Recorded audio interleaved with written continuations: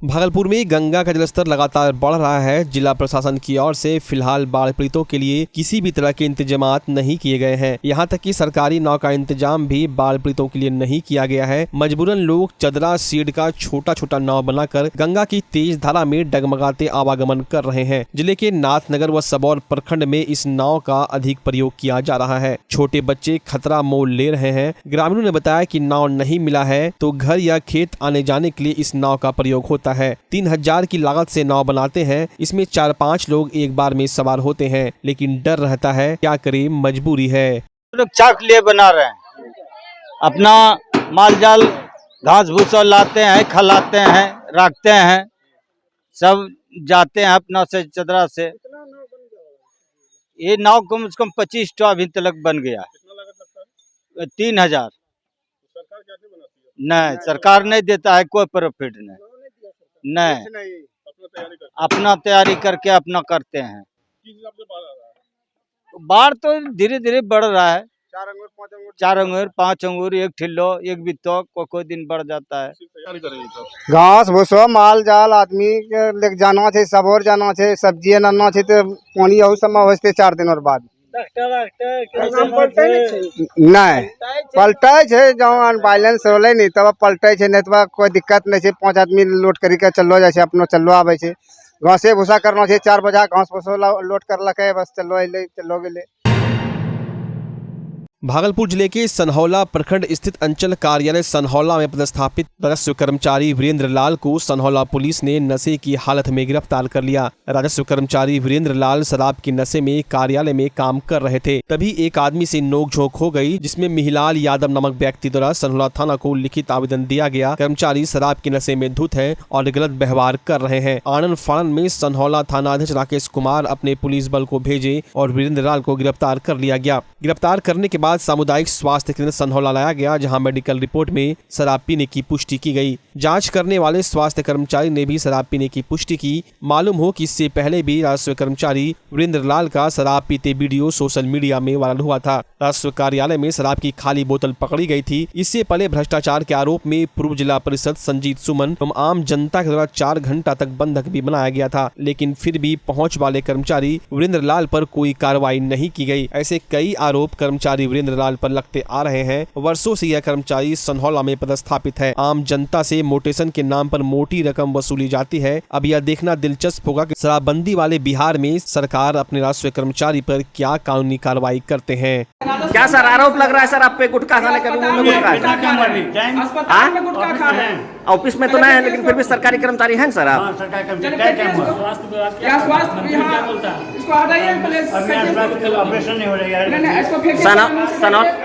आप अस्पताल में है सर? अस्पताल में है सर? पाया गया है इसमें 100 ml में 9.8 मिलीग्राम अल्कोहल है इसके ब्लड में। ऐसा नहीं है कि अल्कोहल नशे में है पूरी तरह से सेंसोरिया स्तर से जो जांच किया गया मशीन से 9.8 बोला बड़ा बाबू कि पिया हुआ है दारू। महुआ पिए कि इंग्लिश पिए कि क्या पिए वो नहीं जानते। क्या लग रहा है कार्रवाई होगा? क्या बोले पदाधिकारी? क्या बोले पदाधिकारी? बोला मेडिकल करवाइए।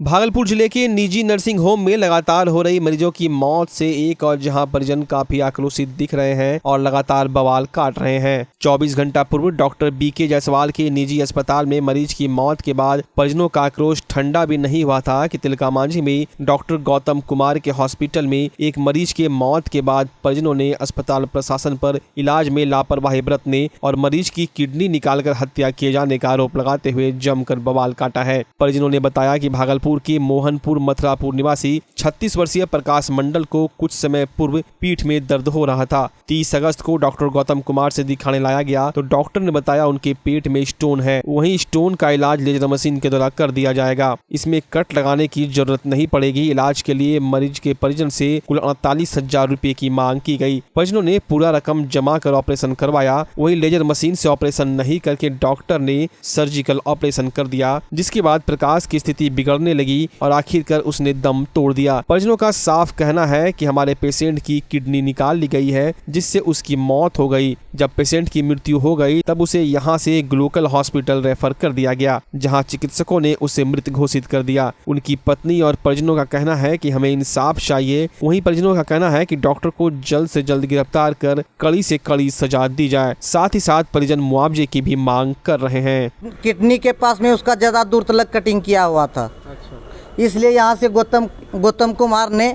रेफर कर दिया ग्लोकल हॉस्पिटल में। कटिंग क्यों किया हुआ था? तो सर्जरी का सर आप सुनिए ना, सर्जरी का जो ऑपरेशन जो सर्जरी के साथ में होगा पथरी का, तो उसमें तो कटिंग नहीं होगा। और मेन पॉइंट होता है कि किडनी के पास में उसका कटिंग ज़्यादा दूर तक हुआ है। क्या शक लग रहा है? शक लग रहा है कि किडनी उसका निकल गया है। क्या चाहते हैं? क्या चाहते हैं? डॉक्टर को मुआवजा देना दिलवाइए उनसे, उनके फैमिली को। अब तो वो आदमी मरिए गया। मेरा कहना यही है, और क्या बताएं। मृतक कहाँ का रहने वाला था? वो है ग्राम गोगट्टा का निवासी है, शिवनारायणपुर गोगट्टा। आप उनके कौन हैं? हम उनका जीजाजी हुए। देहांत कहाँ पे हुआ था? यहाँ ग्लोकल हॉस्पिटल में हुआ था। यहाँ जो ज़्यादा परेशानी होने लगा ना निकालने के बाद, तो ये छटपट करने लगा, तो जल्दी से इनको निकाल के ग्लोकल हॉस्पिटल में भेज दिया। और ग्लोकल हॉस्पिटल में भेजने के बाद जो उनका इलाज कर रहा था, उनसे हम पूछे कि आप क्या चीज़ का ट्रीटमेंट कर रहे हैं यहाँ पर जो किए हैं इनके साथ में, तो उनका दवाई का ब्यौरा भी लिख के दीजिए, क्या चीज़ का आप ट्रीटमेंट यहाँ पर कर रहे थे। पतले को बीमारी था, पतले को बीमारी में कहा कि हम कहें चिरे वाला कर दीजिए। मैं कहता कि नहीं, मशीन वाला करेंगे। मशीने वाला करके अति करा है। क्या बोला है? डॉक्टर वाला। मशीन से करें? हाँ। तो उसके बाद क्या? उसके बाद कहें ना कि 1 बजे पानी चढ़ाया, एक बेसी हो गया 1 मिनट, वो आधा पानी चढ़ा कर उस डॉक्टर का भीतरी घुसा कर 5.5 घंटा को बाद निकाला है। स्टोन का ऑपरेशन जो हुआ है वो सर्जरी से हुआ है या फिर मशीन वाला हुआ है? मशीन वाला हुआ है। मशीन वाला? हाँ, मशीन वाला हुआ है। आप ये चीज़ देखे थे मशीन से किया था कि? हाँ, मशीन से किया था। मशीन से जब अति होश हो गया ना, थोड़ा बहुत आन को बेड पर सुधा दिया, और बिहान कर 30 बोतल से ऊपर पानी चढ़ाया। 30 बोतल से ऊपर पानी चढ़ता है किसी को? क्या शक लग रहा है? क्या शक लग रहा है? उसका कृमि निकल गया हुआ। पथरी का जो ऑपरेशन, सुने ना, एक मिनट सुने ना, पथरी का जो ऑपरेशन जो हुआ था, तो आपको पथरी दिखाया था निकाल के? हाँ, दिखाया था, इतना पथरी। अब आपके शहर भागलपुर में धमाकेदार ऑफर के साथ मेंस फैशन वियर के नए ब्रांडेड शोरूम का भव्य शुभारंभ। डी कोट एक्सक्लूसिव स्टोर, कपड़ों की दुनिया के जाने माने नाम डोनियर की फैशनेबल प्रस्तुति। डी कोट एक्सक्लूसिव स्टोर, मेंस वियर की दुनिया का एक भरोसेमंद नाम।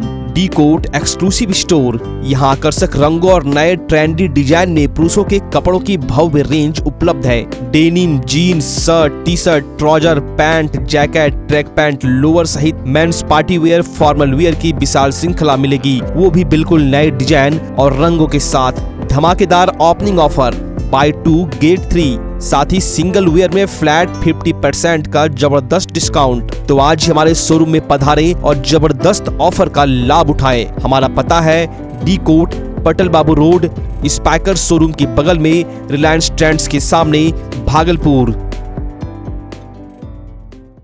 बच्चा जब जन्म लेता है तो कई बार बच्चा तुरंत नहीं रोता है, रोने में देर हो जाता है। ऐसे में बच्चा क्षतिग्रस्त हो जाता है और उसके बचने की संभावना कम हो जाती है। और यदि बचा तो भविष्य में उसमें विकलांगता की समस्या आती है, जिसे सीपी कहते हैं, जिसका कोई माकूल इलाज नहीं है और ज़िंदगी भर बच्चा विकलांगता से जूझ सकता है। ऐसे में पूरे संसार में कूलिंग थेरेपी का सहारा लिया जाता है। जन्म से ठीक 6 घंटा के अंदर यदि उसको कूलिंग थेरेपी दिया जाए तो उससे उसका सीपी की समस्या कम होती है और बचने की भी संभावना बढ़ती है। पहली बार बिहार झारखंड में आपके शहर के स्नेह नवजात शिशु बाल सेवा केंद्र में यह मशीन उपलब्ध है। कभी भी ऐसी बात हो कि बच्चा रोने में विलम्ब हो गया तो आप स्नेह नवजात शिशु बाल सेवा केंद्र में जरूर संपर्क करें।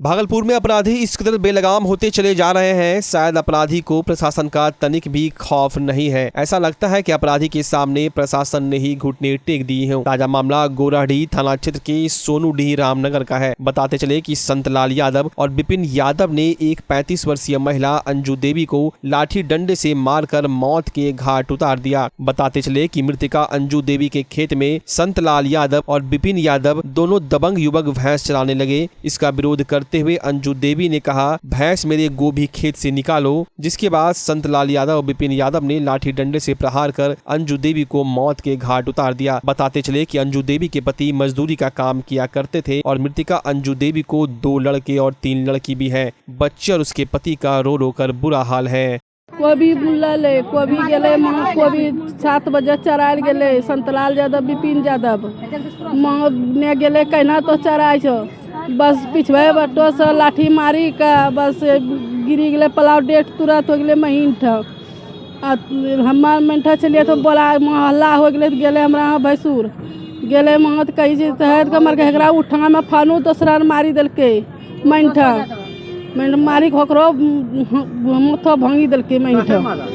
हाँ लाठी से क्यों मारा? मारा कोबी भैंस चराय छे, कोबी में भैंस चराय छे, बह के तो भैंस चराय छो कहना झलकैना तो भैंस चराय छो। बह गेले कहिल तब संतलाल यादव विपिन यादव दोनों 7 बजे सुबह में। हाँ सुबह में 7 बजे मरा है। भागलपुर के गोपालपुर से जदयू विधायक गोपाल मंडल अक्सर सुर्खियों में बने रहते हैं, कभी अपने डांस से तो कभी अपने बयान से। एक बार वो फिर सुर्खियों में है।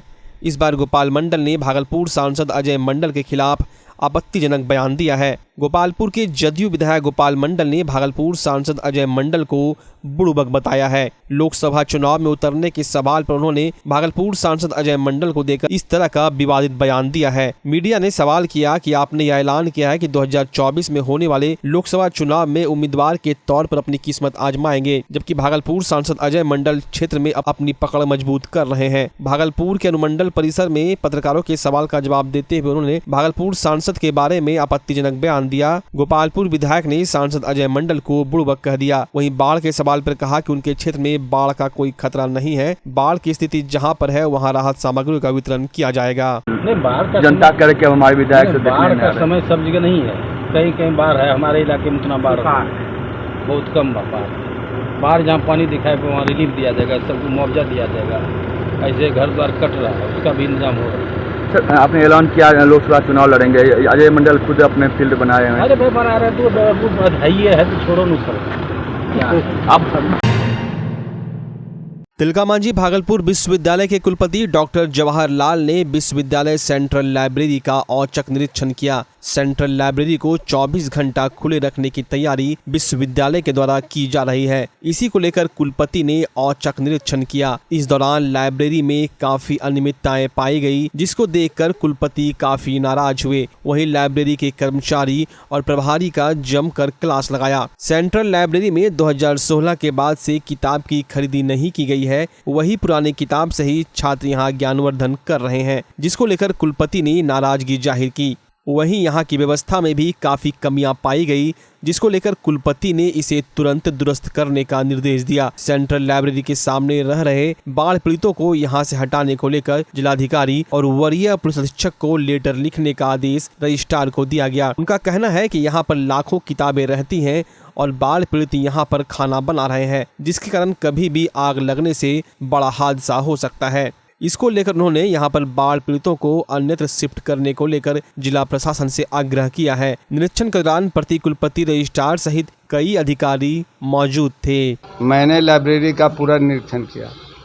डायरेक्टर कौन है, क्या नाम है? आनंद कुमार झा जी से मैंने बात की, एक स्टाफ से बात की, है ना। तो और साथ साथ जो लाइब्रेरी जो है यह बड़ी बुरी अवस्था में है, लेकिन फिर भी जैसे अभी मान लिया जाए कि अभी 22 लाख रुपया इनके बैलेंस में है। जर्नल में सब जर्नल्स पुरानी हैं। ये तो कोई औचित्य नहीं कि क्यों नहीं मंगाते हैं।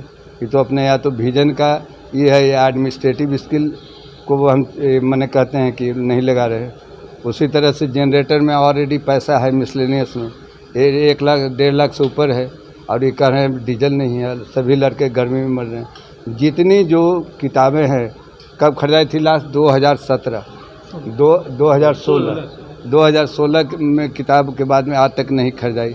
और जो किताब खरीदाई है वो ऑलरेडी ऐसे भी बहुत सारा टेबल पर रखा हुआ है।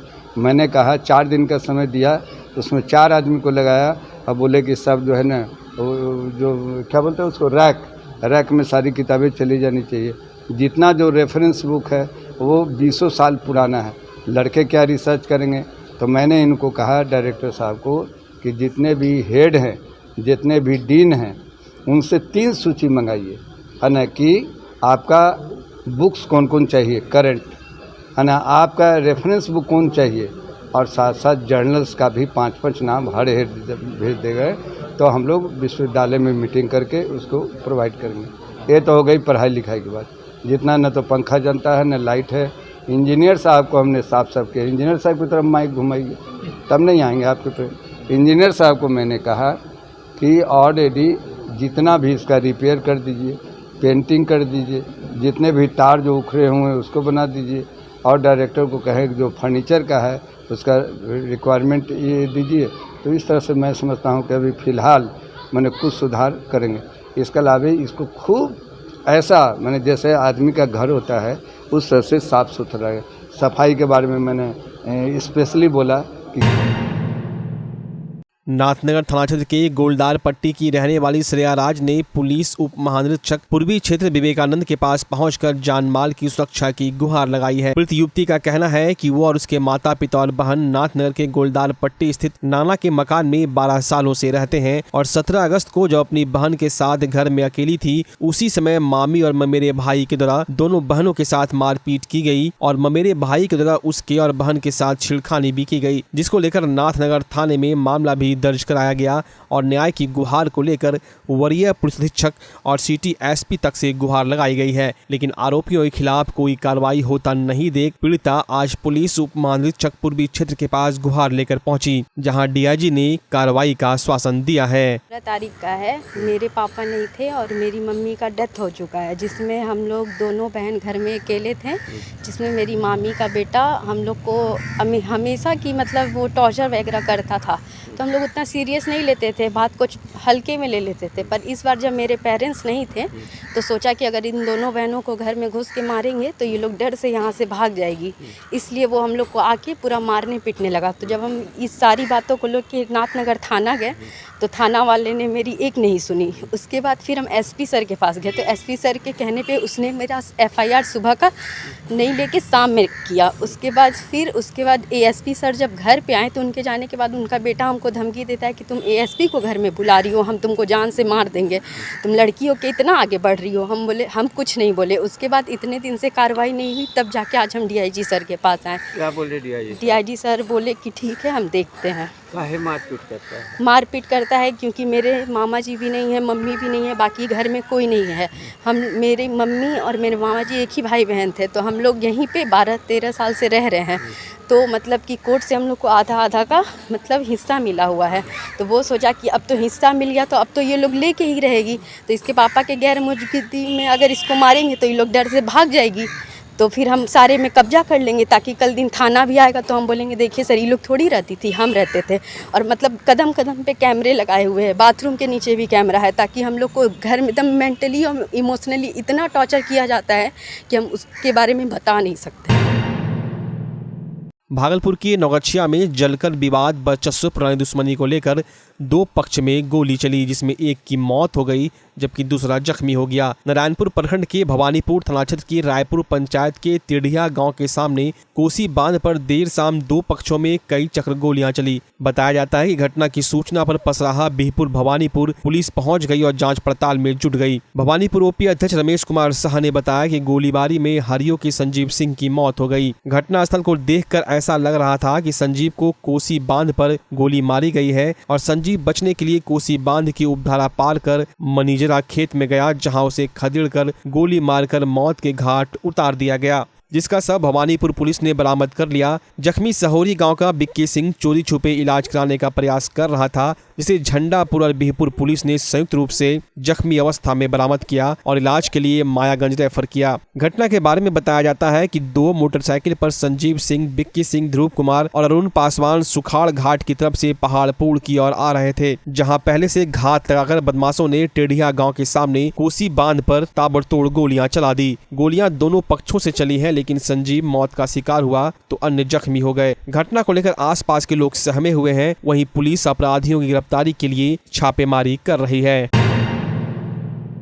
भागलपुर के नौगछिया में जन अधिकार पार्टी के सुप्रीमो पप्पू यादव ने कहा कि राजेंद्र बाबू के बाद अगर कोई स्वच्छ चेहरा है तो वो नीतीश कुमार है। इस पर कांग्रेस के साथ सभी विपक्षी दलों को एक होना चाहिए। अगर देश में विपक्षी दलों ने इस पर निर्णय लिया तो यह बिहार के लिए सम्मान की बात होगी। पप्पू यादव ने कहा कि भारत में लोकतांत्रिक मूल्यों का ह्रास हुआ है। विपक्ष की भूमिका निष्पक्ष, निडर और निर्भीक है। हर एक मुद्दे पर उनकी पार्टी ने जनता की आवाज को उठाया है। पप्पू यादव ने कहा कि उनकी पार्टी का 7वां स्थापना दिवस है। पार्टी एक मजबूत विचारों की जमात है। देश जब भी जला, जब समाज में नफरत पैदा करने वालों ने कोशिश की तो वहाँ यह पार्टी खड़ी दिखी। वे लोग 1 nation, 1 health, 1 justice, 1 education, 1 peace की बात करते हैं। एक अच्छी पहल है, अच्छी शुरुआत है। 2024 जो आज हालात हैं, रुपया का डॉलर, आयात का, बिहार भारत में नफरत का, संविधान कंप्लीट कोलैप्स है, डेमोक्रेसी कोलैप्स है, रोजगार नहीं है, हमारी डॉलर खत्म हो गई, महंगाई पर हम बर्बाद हो गए। तो केसीआर आए तो हम उम्मीद करते हैं कि चाहे वो ममता हो, मायावती हो, अरविंद केजरीवाल हो, नवीन पटनायक हो, चाहे शरद पवार जी हो, सब लोगों को नीतीश जी, केसीआर मिलकर इकट्ठा करें और मजबूती के साथ 2024 में ऐसे लोगों को खत्म करें। क्या नीतीश कुमार पीएम बनेंगे? सर, नीतीश कुमार जी राजेंद्र बाबू के बाद यदि किसी में ये अपार संभावना है और वो एक फेस, ईमानदार फेस हैं, वो 2024 में प्राइम मिनिस्टर कौन होगा ये कांग्रेस, सोनिया गांधी जी और विपक्ष मिल के तय करेंगे, राहुल गांधी जी मिल के तय करेंगे।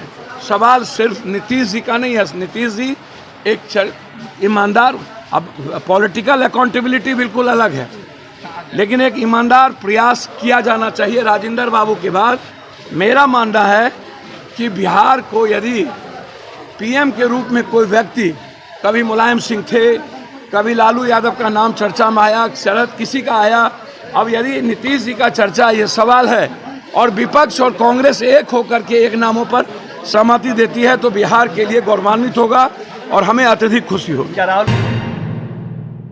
भागलपुर के सुल्तानगंज थाना में आपराधिक इतिहास जानने के लिए एसएसपी बाबूराम पहुंचे। इस दौरान एसएसपी बाबूराम ने सुल्तानगंज थाने का घंटों इंस्पेक्शन करते हुए आपराधिक इतिहास के बारे में जानकारी ली। थानाध्यक्ष लाल बहादुर एवं डीएसपी डॉक्टर गौरव कुमार से पूछताछ की, साथ ही आवश्यक दिशा निर्देश दिए गए। इस दौरान एसएसपी ने मीडिया को बताया कि सुल्तानगंज थाने का आपराधिक इतिहास के बारे में जानकारी लेते हुए सभी केसों का निष्पादन करने का निर्देश दिया गया है।